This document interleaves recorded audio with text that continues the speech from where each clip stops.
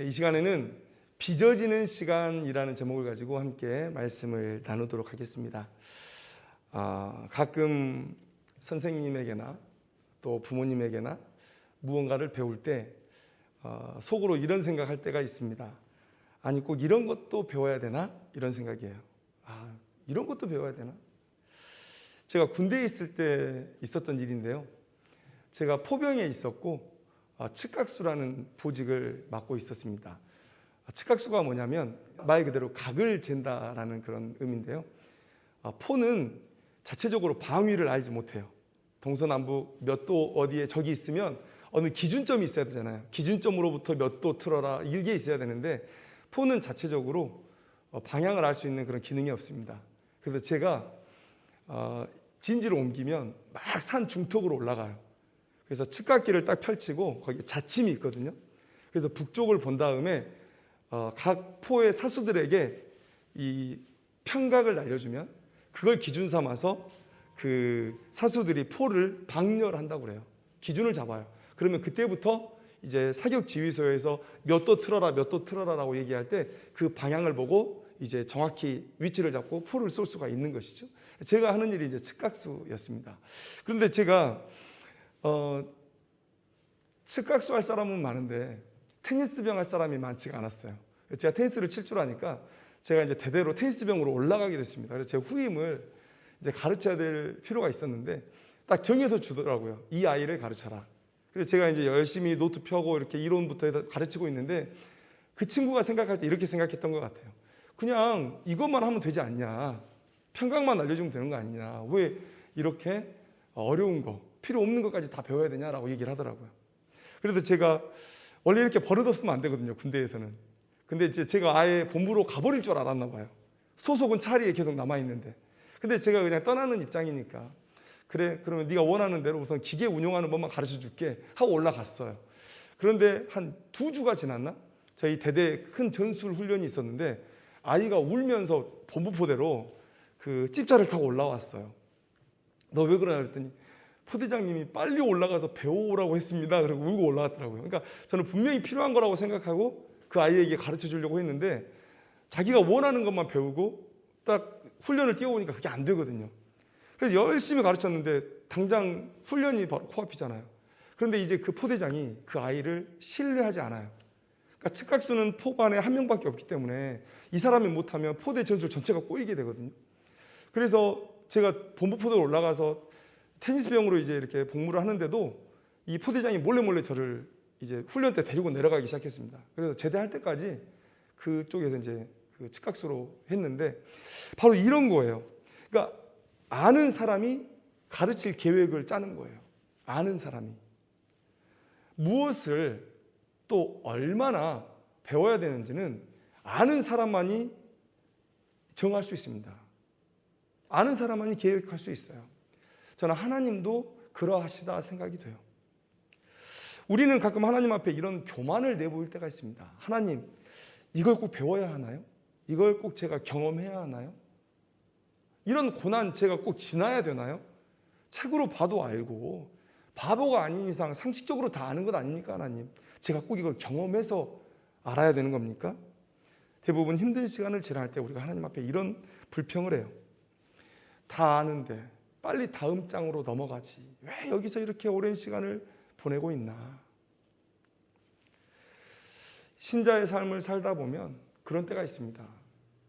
필요 없는 시간들을 보내고 있는, 내가 보내고 있는 이 시간이 참으로 무의미한 시간같이 여겨질 때가 있는 거예요. 그런데 여러분, 제가 방금 제 군대 생활의 얘기를 말씀드렸잖아요. 누가 나를 향한 하나님의 계획을 알고 있습니까? 누가 자신을 향한 하나님의 뜻을 알고 있습니까? 하나님만이 알고 계셔서 하나님만이 우리가 무엇을 배워야 하고 얼마나 배워야 하는지를 정하실 수 있는 분이세요. 그런데 우리는 자꾸 하나님 앞에 하나님, 우리 꼭 이런 거 필요합니까? 그냥 넘어가면 안 돼요를 계속 남발하고 있는 거예요. 오늘 우리가 이런 질문을 해요. 제가 살고 있는 이 시간이 과연 의미가 있는 시간입니까? 그때 하나님께서 우리에게 이런 답을 주십니다. 내가 사는 모든 시간은 의미가 있다. 내가 주도하는 시간이고 너에게 꼭 필요한 시간이다 라고 말씀하는 거예요. 오늘 우리가 요셉의 삶을 다시 한번 살펴볼 텐데 이 요셉의 삶을 통해서 하나님의 이 음성을 듣는 귀한 시간이 되었으면 좋겠습니다. 자, 이제 우리가 38장에서 유다 얘기 잠깐 했다고 그랬잖아요. 참 뜬금없고 생뚱맞은 유다 얘기가 나왔는데 이제 39장부터 다시 요셉의 이야기로 돌아갑니다. 자, 요셉의 이야기로 돌아갔는데 자, 앞에까지 어떤 일이 있었습니까? 요셉의 형들이 요셉을 이스마엘 상인들에게 팔았고 이스마엘 상인들은 이 요셉을 이제 애굽 바로 왕의 신하의 친위대장인 이 보디발에게 팔았다라는 거예요. 그렇게 요셉은 이제 보디발의 집에 노예가 되었습니다. 그런데 오늘 본문 4절을 보니까 요셉은 보디발의 집에서 가정총무가 되었다고 얘기해요. 근데 가정총무가 뭐 하는 사람이냐 보니까 우리가 6절의 말씀을 보면 주인이 그의 소유를 다 요셉의 손에 위탁하고 자기가 먹는 음식 외에는 간섭하지 아니하였더라. 그러니까 보디발 다음의 사람이에요.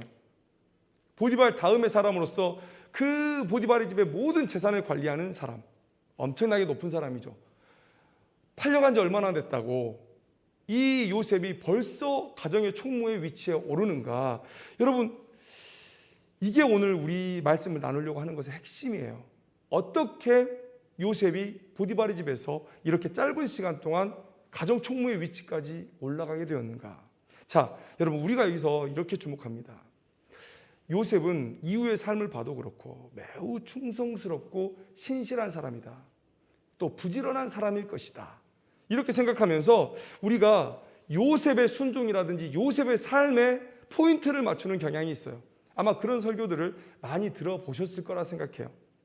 그런데 여러분, 오늘 본문의 말씀은 이런 생각을 완전히 차단하고 있습니다. 2절 3절의 말씀을 한번 볼까요?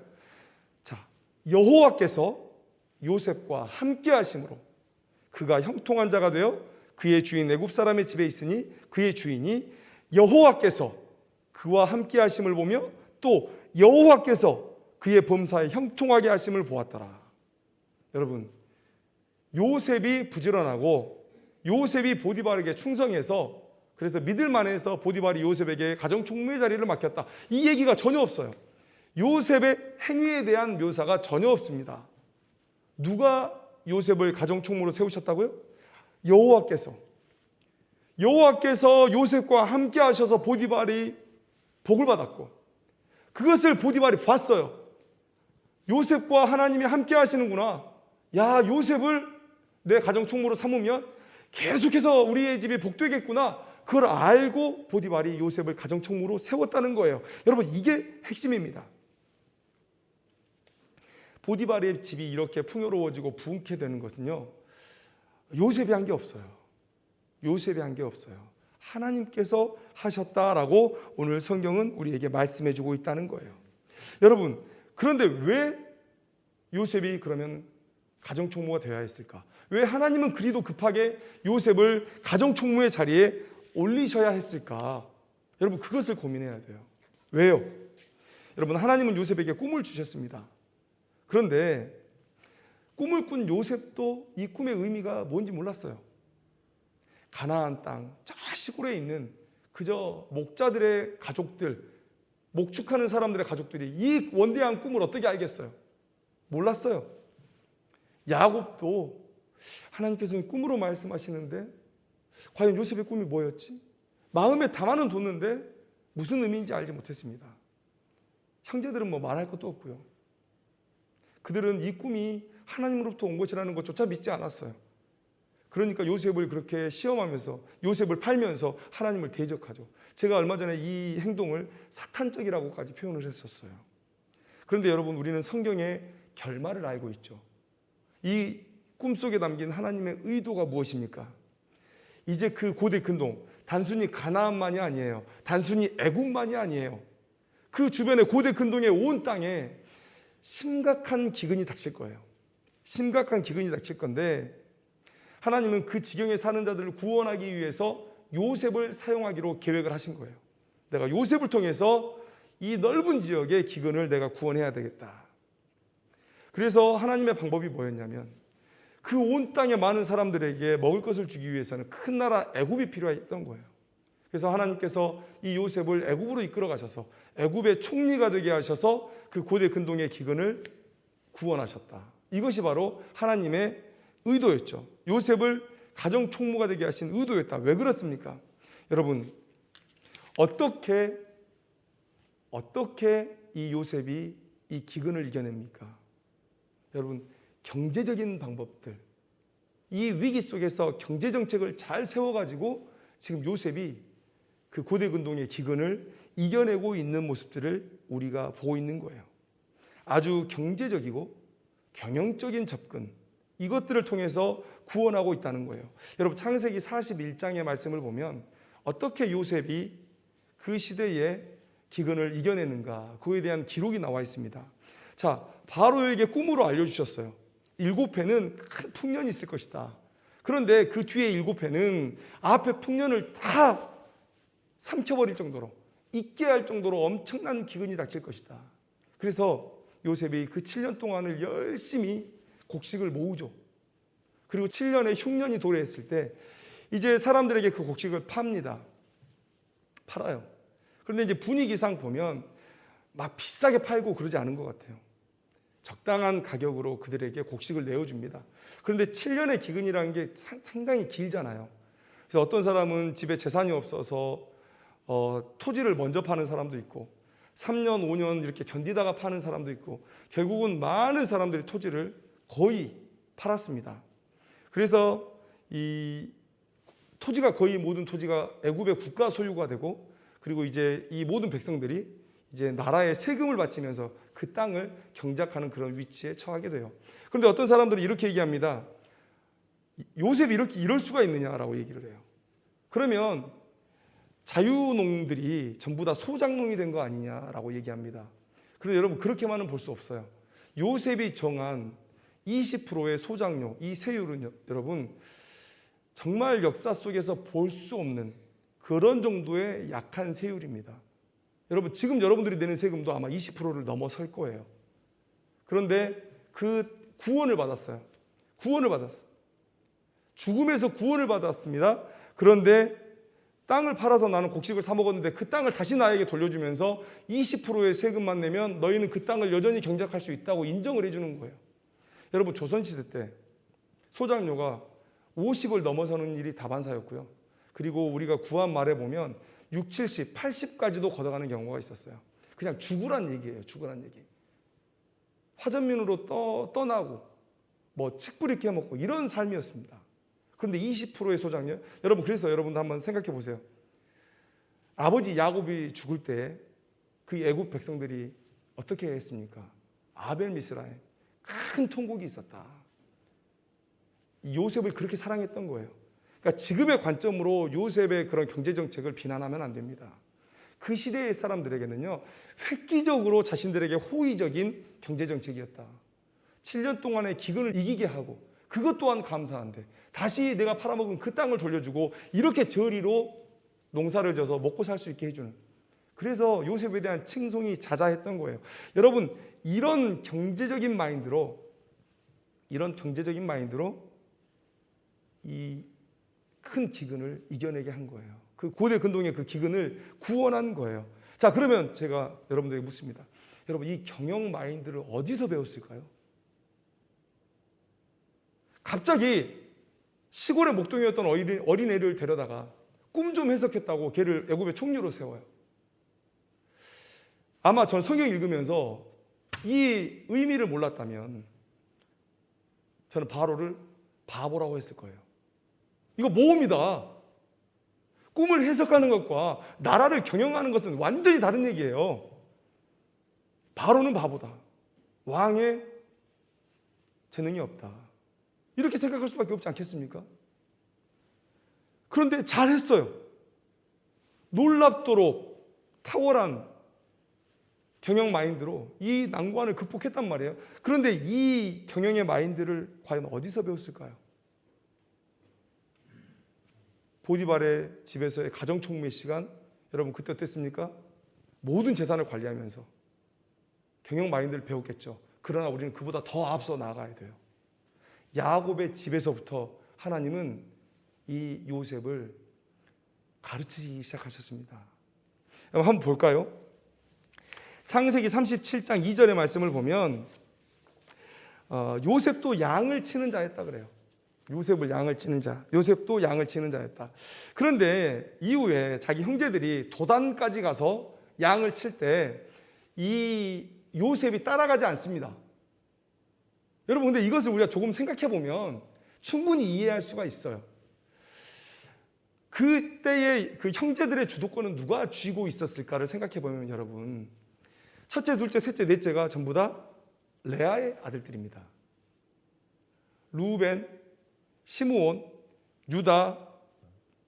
레위, 유다. 이렇게 네 명이 전부 다 레아의 아들들이에요. 그리고 인원도 많습니다.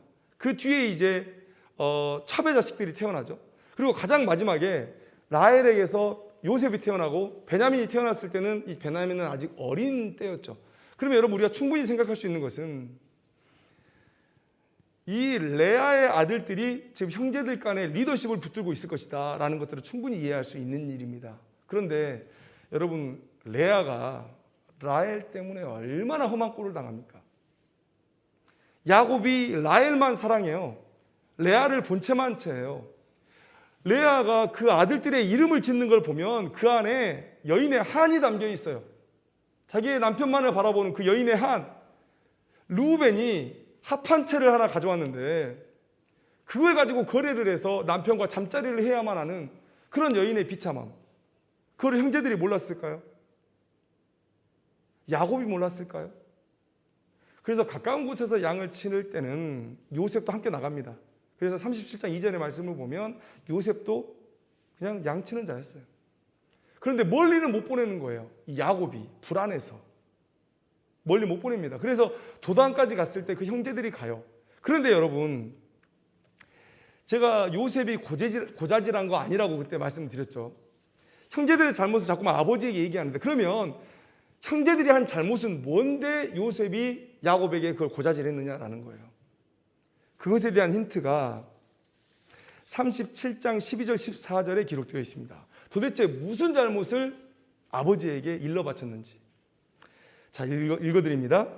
그의 형들이 세겜에 가서 아버지의 양떼를 칠 때에 이스라엘이 요셉에게 이르되 내 형들이 세겜에서 양을 치지 아니하느냐? 너를 그들에게로 보내리라. 요셉이 아버지에게 대답하되 내가 그리하겠나이다. 이스라엘이 그에게 이르되 가서 내 형들과 양떼가 다 잘 있는지를 보고 돌아와 내게 말하라. 보고 돌아와서 내게 말하라. 보고 와라는 거예요. 그러면 지금 요셉이 그 가정 안에서 맡았던 일이 뭘까 여러분 생각해 보십시오. 아버지 야곱이 요셉을 믿고 형제들에게 보내서 내 재산이 잘 있는지 보고 와라 그랬어요. 그러면 지금 요셉은 야곱이 총회하는 재산 관리인의 위치에 있는 거예요. 왜 형제들이 이렇게 요셉을 미워했을까? 아니 120km를 걸어가지고 도단까지 온 형제, 아무리 내가 시기하고 질투하는 형제라도 여러분 그렇게 먼 거리를 왔으면 귀하지 않겠습니까? 제가 미국에 가서 한국 사람만 봐도 기뻐요. 반갑고 객지에 나가면 그런 것입니다. 그런데 120km를 형 보자고 왔는데 왜 그렇게 형들은 보자마자 요셉을 시기하고 질투하고 죽이겠다는 얘기를 하는가? 이게 요셉의 직분과 관련이 있어요. 왜요? 요셉은 야곱의 재산의 관리인이었고 지금 요셉이 자기에게 나오는 것은 감시자로 오는 거예요. 야곱의 재산을 잘 가지고 있는지. 이게 처음 있었던 일이었을까요? 아니죠. 이게 요셉의 일이었던 거예요. 그러면 뭘 고자질했을까? 너무나 명백하죠. 너무나 명백해요. 그건 뭡니까? 야곱의 재산을 그 아들들이 손을 댄 거예요. 그러니까 요셉이 얘기를 안 할 수가 없는 거예요. 그게 내 일인데 얘기를 안 할 수가 없죠. 아버지, 형제들이 양 5마리를 팔아가지고 술을 마셨습니다. 뭐 이런 거. 우리가 성경 속에서 깊이 있게 성경을 묵상하다 보면 이 요셉의 경제적인 마인드의 교육이 어린 시절에 이미 되어지고 있었다는 것을 우리는 알 수 있습니다. 그리고 하나님께서 더 스케일을 확장하시기를 원하셨어요. 여러분, 저 시골 목동의 집에 재산이 뭐가 있겠습니까? 어떤 종류의 물건들이 있겠어요? 그래서 애굽의 총리가 되게 하기 위해서는 그 스케일을 좀 넓혀야 될 필요가 있겠다. 이 고된 근동에 닥치는 엄청난 이 재난을 경제적인 마인드로, 경영 마인드로 이겨내기 위해서는 좀 더 스케일을 넓힐 필요가 있겠다. 그래서 보디발의 집으로 인도하셨고요. 아까 제가 말씀드렸잖아요. 급격한 속도로 가정 총무로 삼으셔서 보디발의 집의 모든 재산을 관장하게 하십니다. 자, 바로의 꿈을 해석하고 바로 앞에 섰어요. 꿈 해석하는 거 보고 야 대단하다라고 생각하지만 어느 누가 이 사람에게 나라를 맡길 수 있어요? 나라 경영을 맡길 수가 있어요. 그런 바보가 어디 있습니까? 많이 대화가 생략된 거예요. 보디발의 이야기도 들었을 것이고 요셉의 얘기도 들었을 거예요.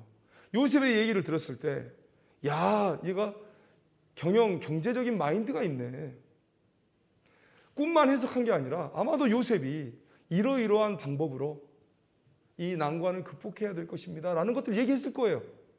그러니까 바로가 바로 그거다라고 무릎을 치면서 정권을 준 거 아니겠습니까? 또 보디발이 자신의 집에서 요셉으로 인해서 일어났던 많은 일들을 얘기했을 거예요. 요셉은 자기가 섬기는 하나님으로부터 복을 받은 자입니다. 요셉이 하는 모든 일은 형통합니다. 믿고 맡기셔도 됩니다. 여러분, 이런 과정 속에서 요셉이 애굽의 총리가 되고 그 고대 근동의 기근을 이겨내는 그런 사람이 된다는 것이죠. 여러분, 이 일을 통해서 하나님은 두 가지를 이 온 세상에게 전하셨어요. 첫째는 이 역사를 통해서 하나님만이 구원자이심을 온 세상에 알리셨어요. 여러분, 아니 역사를 주관하시는 분이 하나님이신데 왜 하나님은 이렇게 심각한 기근을 주시지? 여러분, 근데 이것은 육적인 생각이에요. 여러분 한번 생각해 보십시오. 이것은 복음이에요. 복음. 이 기근을 통해서 우리가 내가 누군지를 알게 되고 내 앞에 어떤 미래가 존재하는지도 알게 되고 그래서 저주가 아닌 복된 미래를 준비할 수 있게 되는 거예요. 왜요? 하나님만이 우리의 구원자라는 이 명확한 메시지를 우리가 붙들므로 인해서 우리가 살 길을 얻는 거예요. 육신의 삶뿐만 아니라 영원한 영광된 삶을 얻을 수 있는 그런 길이 열리게 되는 거예요. 여러분, 이 사건 자체가 복음입니다. 이 사건을 통해서 하나님이 우리의 구원자가 되신다는 것을 선포하신 사건이에요. 가장 큰 제국 애굽에서 이 사건을 벌이시면서 온 세상을 향해서 선포하신 거예요. 내가 하나님이고 내가 구원자다. 그리고 또 한 가지 말씀하신 건 뭡니까? 하나님이 요셉을 통해서 구원을 이루셨죠. 요셉과 같은 한 사람, 그 한 사람이 나에게 순종함으로 이 구원을 이루어낼 것이다. 요셉은 예수 그리스도의 모형이에요. 이 사건을 통해서 하나님은 성경 전체를 압축해서 그 고대 군동의 모든 사람들에게 보여주신 거예요. 이 사건 자체가 복음인 거예요. 아니 하나님이 역사를 주관하신다면서 왜 기근을 주시는 거야? 왜 병 주고 약 주는 거야? 여러분, 병 주고 약 주는 게 아니고요. 복음을 알려주신 거예요. 복음. 요셉이 이 일을 위해서 준비되어지고 있었던 겁니다.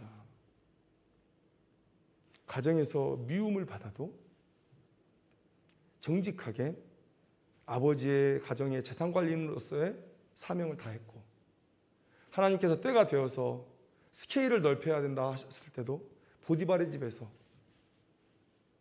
하나님의 일꾼이 되어서 그렇게 경제적인 마인드를 배워나가고 그리고 하나님의 때가 되어서 이제 애굽의 총리가 되어서 고대 근동의 그런 기근을 이겨내는데 하나님의 도구가 되어서 쓰임을 받고 여러분, 하나님께서 그렇게 인도하신 거예요. 정말 내 삶은 왜 이렇게 힘들어? 라고 그렇게 불평할 만한 상황들이 요셉의 삶에서 계속 이어지고 있었지만 하나님은 결론적으로 말씀하세요. 그 시간들 다 내가 준비한 시간이었다. 내가 너를 빚어내는 시간이었다. 무의미한 시간들이 아니었다. 그래서 네가 이렇게 나를 영광되게 하지 않느냐. 여러분, 우리의 삶에 의미 없는 걸음, 헛된 시간이라는 건 존재하지 않습니다. 우리가 하나님께서 교육의 목적을 가지고 자신의 계획을 가지고 우리를 이끌어 가실 때 우리가 그 길을 발로 걷어차고 내 멋대로 가지 않는 한은 우리가 겪는 모든 그 시간들이 의미 있는 시간이에요. 하나님의 목적을 내 삶에 담아가는 시간이에요. 우리가 그 사실을 알아야 돼요. 그래서 내가 고난 가운데 이 시간들이 지나가고 있다 하더라도 믿음과 순종으로 그 시간들을 지켜내는 거예요. 어찌 보면 그렇게 보일 수도 있어요. 그냥 그저 버텨내는 그런 모습으로 보일 수도 있어요. 너무 힘들어서 그냥 시간을 보내는 모습으로 다른 사람들에게 비칠 때도 있어요. 아니면 더 적극적으로 보여질 수도 있습니다. 그러나 우리가 하나님의 그 이끄시는 길 안에서 탈선하지 아니하면 하나님께서 그 시간들을 의미 있고 또 쓸모 있게 바꿔 가신다. 여러분, 아까 서두에 말씀드렸잖아요. 어려운 시간들이 닥칠 때 아니 내가 다 알고 있는데 이제는 내 인생의 다음 장이 좀 열리기도 해야 되는데 왜 이렇게 이 의미 없는 시간만 반복하고 있어? 이런 생각을 할 때가 있어요. 그렇게 불평하고서는 돌아서 버려요. 믿음에서 파산한다는 얘기가 아닙니다. 우리는 하나님에 대한 확고한 믿음이 있기 때문에 웬만해서는 이 믿음 자체를 버리지 않아요. 뭐에서 돌아섭니까? 하나님의 인도하심에서 돌아서 버려요. 가자, 홍이야, 가자 이렇게 인도해 가시는 거예요. 근데 너무 힘들어요. 그래서 그냥 이 길을 외면해 버려요. 길에서 벗어나 버려요. 이런 일들이 우리의 삶에 있다라는 거예요. 그런데 우리가 모르는 것 두 가지가 있습니다. 다시 한번 정리해서 말씀드리면 첫째는 우리는 하나님의 계획을 몰라요. 아까 말씀드렸지만 요셉은 꿈을 꿨지만 하나님의 계획을 몰랐어요. 여러분, 어떤 방법이 옳다, 그르다, 좋다, 나쁘다를 판단하려면 그 목적을 알아야 돼요. 좀 어려운 얘기인데 여러분 한번 말씀드릴게요. 자, 서울에서 부산까지 간다. 부산에 가는 게 내 목적이에요. 그러면 자, 자가용으로 간다. 좋은 방법입니까? 아닙니까? 좋은 방법이죠. 괜찮죠? 그런데 집 앞 편의점을 가는데 자가용을 몰고 간다? 이거 불편한 일이죠. 좋은 방법이 아닙니다. 우리가 어디까지 가야 되는지 그 목적을 알아야 우리가 취한 그 수단이 좋은 건지 바른 건지 나쁜 건지 효율적인지 비효율적인지 이걸 판단할 수가 있다는 거예요. 근데 우리가 그걸 몰라요. 하나님께서 나를 도대체 어떻게 쓰실지를 모른단 말이에요. 내 삶의 마지막에 종착지에 하나님을 가장 영광스럽게 할 내 모습이 어떤 모습인지 우리는 알지 못해요. 그래서 우리는 지금 하나님께서 나를 가혹하게 끌고 가시는 것인지 아니면 느긋하게 끌고 나가시는 것인지 힘든 길로만 나를 이끄시는 건지 아니면 참 복되고 좋은 길로만 나를 인도하시는 건지 판단 자체가 불가능하다는 거예요. 여러분, 그래서 우리에게 필요한 것은 믿음이고 순종인 것입니다. 우리는 판단할 수 없어요. 내 목적을 모르니까. 하나님의 계획을 모르니까. 또 우리가 모르는 것 뭡니까? 우리가 감당해야 할 사명의 무게. 도대체 하나님께서 나에게 무슨 일을 시키려고 나를 부르신 건지 그걸 우리가 알지 못해요. 가나안 시골 광야의 목동이었던 요셉이 아버지의 집 재산이나 그 깔짝깔짝 관리하던 그 요셉이 고대 근동의 이 엄청난 기근을 애굽 제국을 넘어서는 이 엄청난 기근을 해결하는 하나님의 구원의 도구가 될 줄 요셉이 몰랐어요. 그렇게 힘들게 형제들에게 미움받고 팔리고 옥에 갇히고 노예 생활하고 이러한 모든 시간 속에 요셉은 그랬을 거예요. 하나님, 제가 이런 고생을 당해야 될 필요가 있습니까? 내가 굳이 이렇게 힘든 시간들을 보낼 필요가 있습니까? 그런데 여러분, 요셉이 했던 그 일들을 보면 그 모든 시간들이 의미가 있었고 그 안에 하나님의 계획들이 다 녹아 있었다는 것 여러분 우리가 알 수 있잖아요. 여러분, 하나님께서 우리를 부르셨고 우리의 쓰임에 대해서 아시는 분은 하나님밖에 없어요. 그러니까 왜 하나님 이렇게 저를 가혹하게 이끌어 가십니까? 라고 불평할 수 없다는 거예요. 여러분, 저는 제일 편한 군대 생활을 했습니다. 그냥 포병으로 그냥 군 생활을 했어요. 다른 포병들에게 죄송한데.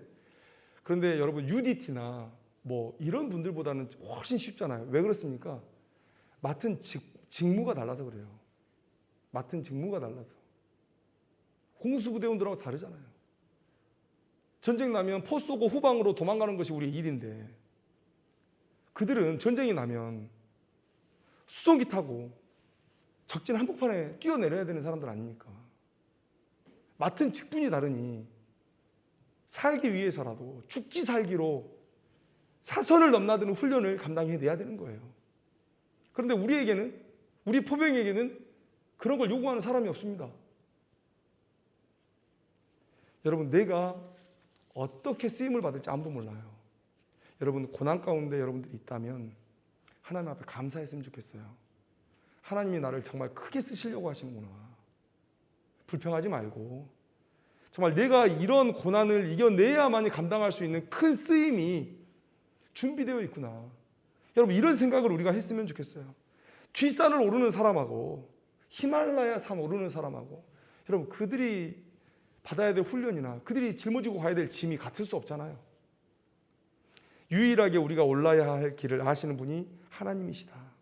그 하나님께서 우리의 삶을 통해서 우리를 준비시키고 계신데 여러분, 우리는 그것에 대해서 판단할 자격이 없다. 그저 믿음과 순종으로 반응할 수밖에 없다는 거예요. 여러분, 요한복음 9장 1절 2절의 말씀에 이 이야기가 있습니다. 제가 제일 두려워하고 무서워하는 말씀이에요. 예수께서 길을 가실 때에 날 때부터 맹인된 사람을 보신지라.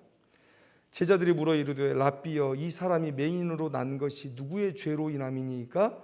자기니까? 그게 부모니까? 여러분, 모든 사람들이, 심지어 예수님의 제자들조차도 나면서부터 맹인된 이 사람의 인생이 무의미하다고 얘기했어요. 아침에 일어나서 여기서 구걸하고 들어가고, 아침에 일어나서 여기 와서 구걸하고 해지면 들어가고, 뭔 삶의 의미가 있습니까? 무슨 의미를 부여할 게 있습니까? 그리고 나서 그들이 내린 결론은 뭡니까? 죄를 지으니까 저 지경으로 태어난다는 거예요. 그런데 나면서부터 맹인이니까 자기가 지은 죄로 인한 건 아닐 것이고, 그래서 유추하기를 부모의 죄가 자녀에게 전가됐을 것이다. 저런 인생에 무슨 의미가 있겠습니까, 하나님? 이런 식으로 물어보는 거예요. 제자들조차도. 그런데 예수님께서 말씀하시죠. 예수께서 대답하시되 이 사람이나 그의 부모의 죄로 인한 것이 아니라 그에게서 하나님이 하시는 일을 나타내고자 하심이라. 여러분, 예수님께서 그의 삶이 의미 있다고 말씀해 주셨어요. 그가 지금 나면서부터 맹인으로 태어났는데 그가 구걸했던 모든 시간들조차 의미가 있다. 하나님의 영광을 나타내기 위해서 지금까지 구걸하고 있었던 것이다. 구걸했던 이 사람도 예수님의 말씀을 듣고 의아했을 거예요. 내가 그렇게 의미 있는 일을 했다고? 그런데 오늘 예수님을 만났잖아요. 그리고 눈을 뜨고 성경에 기록되어서 온 인류에게 예수 그리스도가 메시아라는 사실을 증거하는 그런 실물 모델이 되었잖아요. 예수님의 말씀대로라면 그가 맹인으로 지내는 모든 고통의 순간이, 그가 믿음을 잃지 않고 견뎌냈던 모든 순간이 하나님이 그와 함께 계시며 그를 빚으셨던 순간들이었고, 하나님의 영광을 드러낼 삶의 열매를 위한 반드시 필요한 시간들이었다라는 거예요. 예수님께서 그 삶을 그렇게 인정해 주시는 거예요. 여러분, 우리의 삶이 되게 보잘것없어 보일 수 있습니다. 의미 없어 보일 수 있어요. 그런데 우리가 그렇게 빚어지고 있는 겁니다. 빚어지고 있는 거예요. 사람들이 그렇게 봐주지 않는다고요? 그건 하나님만이 아시는 거죠. 사람들이 어떻게 보느냐? 그것은 아무런 문제가 되지 않습니다. 내 삶을 판단할 아무런 근거가 되지 않아요. 힘든 시간을 지낼 때 우리가 믿음과 순종으로 하나님 앞에 반응하고 있다면 이렇게 생각하시면 좋겠어요. 나는 지금 하나님께서 원하시는 내가 되어가고 있다. 하나님께서 나를 빚어가고 있다. 하나님의 영광을 찬란하게 드러낼 우리의 때가 올 것이다. 나의 때가 올 것이다. 그것이 순교의 마지막이든 어떤 마지막이든 내 삶을 통해서 하나님이 찬란히 빛날 그때가 올 것이다. 여러분 요셉을 기억했으면 좋겠어요. 고난 가운데 그 모든 순간이 하나님의 인도하심이었다. 아니 가정 총무로 그렇게 막 급하게 올리시는 거 여러분 정말 너무 좀 뭐랄까요? 너무 하나님께서 급하시다. 그런 생각이 들 정도잖아요. 요셉아 바쁘다 빨리 가자. 뭐 이런 모습이잖아요. 여러분 하나님께서 요셉의 삶을 그렇게 인도하셨습니다. 우리의 삶을 그렇게 인도하실 거예요. 지금 인도하고 계십니다. 여러분 요셉처럼 하나님의 영광을 비출 때가 또 나면서부터 맹인된 자가 예수 그리스도가 메시아 되신다라는 것을 증언할 때가 오듯이 여러분 우리의 삶도 반드시 하나님 앞에 그렇게 귀하게 쓰일 때가 있을 것입니다. 여러분 이 고난의 때를 우리가 불평으로 보내면 너무나 아깝습니다. 오히려 그 의미 있는 시간들을 우리가 무의미하게 만들어버리는 그런 행동들이에요.